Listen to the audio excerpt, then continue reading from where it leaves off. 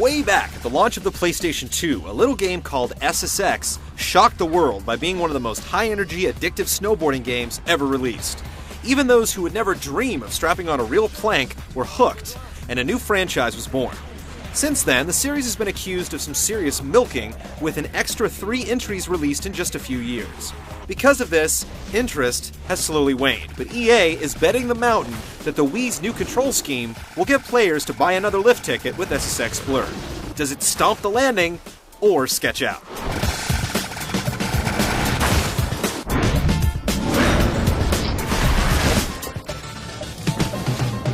Just like prior games in the series, SSX Blur gives you just about every imaginable way to slide a waxed plank down a slope covered in snow. And best of all, this time you can use 2 as well. The primary single-player option is called Career. You begin as a lowly grommet with hardly any skills and just 1 mountain to tackle. Events are scattered all over the hill, and you can choose to ride to their location or simply select them from the map.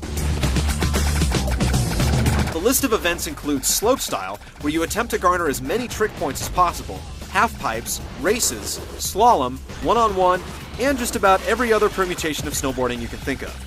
As you complete each event in the first 3 places, new events are opened up, new riders are unlocked, skill points are awarded, and tournaments become available.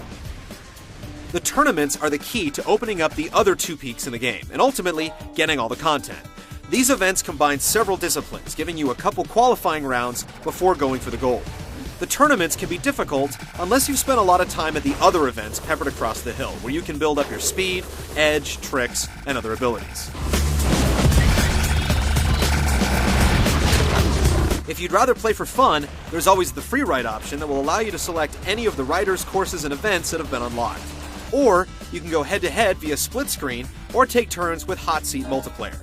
Neither is especially in-depth, and there's no online play to speak of either.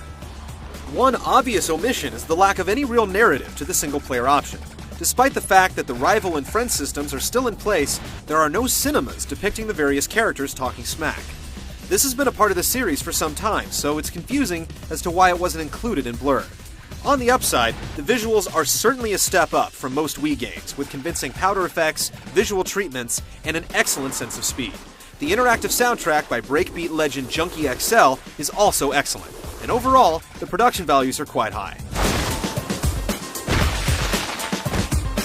While it's disappointing that there's no real story to the game, no online play, and the multiplayer functions are weak, there's still plenty of snow on this hill.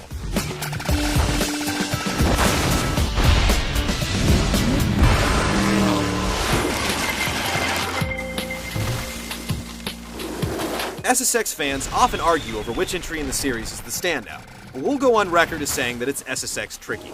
If you're a fan of the Run DMC influenced border, you're gonna love SSX Blur. It basically plays the same with one exception, the Wii's unique controller. You can still steer with the analog stick on the nunchuck, but not a whole lot. To really dig your edges down into the powder, you'll have to tilt the nunchuck left or right. Using the stick and the motion controls together takes some getting used to, but once you do, there's really no going back. You can carve and launch off hits so accurately with this system that you'll find yourself leaning left or right as you sit on your couch.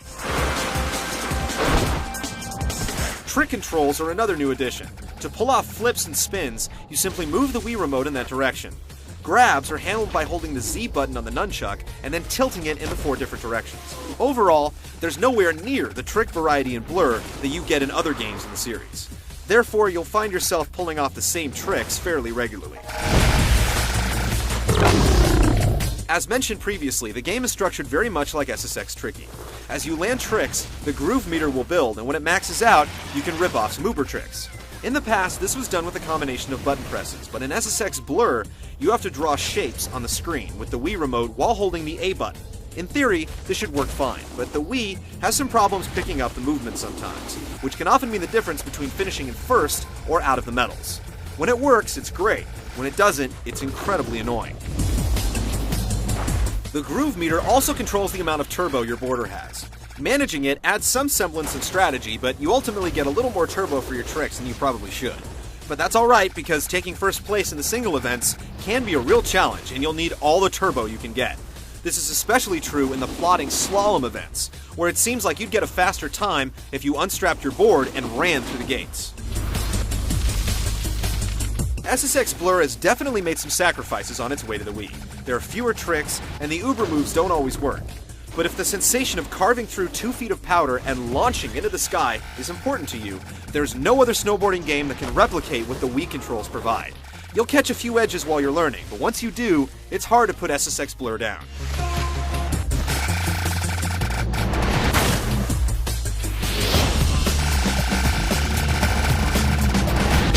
If you're a fan of the SSX series who has become disinterested over the past few years, SSX Blur will stoke the flames once again.